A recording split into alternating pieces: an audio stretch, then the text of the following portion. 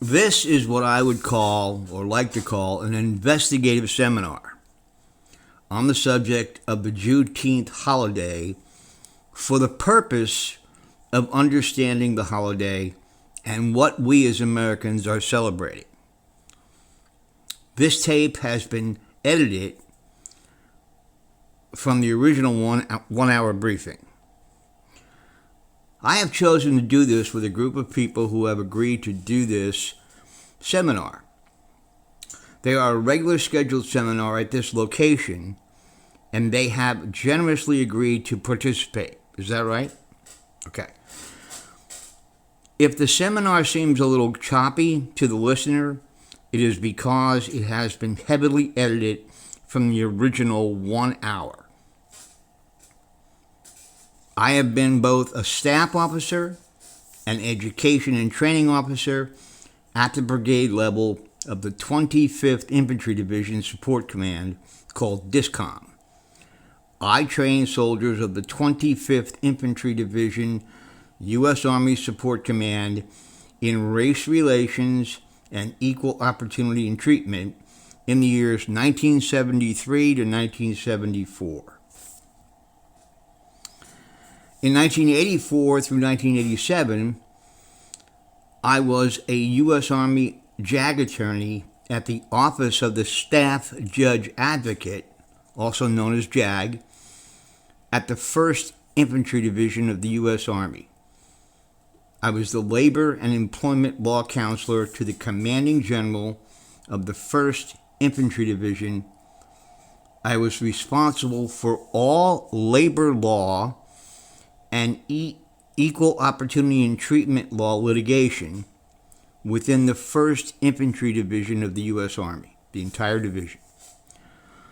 Until the law was passed in 2021, I personally had never heard of Juneteenth and the events that it celebrates, with the exception, of course, of the very famous Emancipation Proclamation Law of President Lincoln, which was dated 1 January 1863. So we have taken a poll on the results of the poll, or of the 49 people here in the room. Approximately half are attorneys. Approximately 25% are military or former military.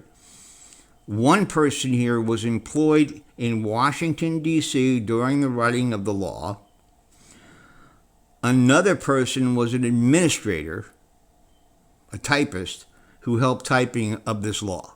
Is that correct? Okay. After a lengthy discussion, we have come to some conclusions here tonight. We have agreed that the law is very misunderstood as to what it is supposed to celebrate by both people who support the law and people who are, let's say, disenchanted with the law.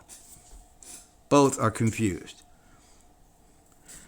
It is clearly a national law for all Americans to participate in. It is not just a law for Texas enslaved people. It was meant to celebrate the enforcement events of the 1 January 1863 Emancipation Proclamation Law, but it is unusually named for the specific events of 19 June 1865, when the final enforcement efforts of the Emancipation Proclamation Law were culminated in the state of Texas after the Civil War was officially ended in the United States. Is everyone okay with that? Okay. So I see two hands. Do you have a comment?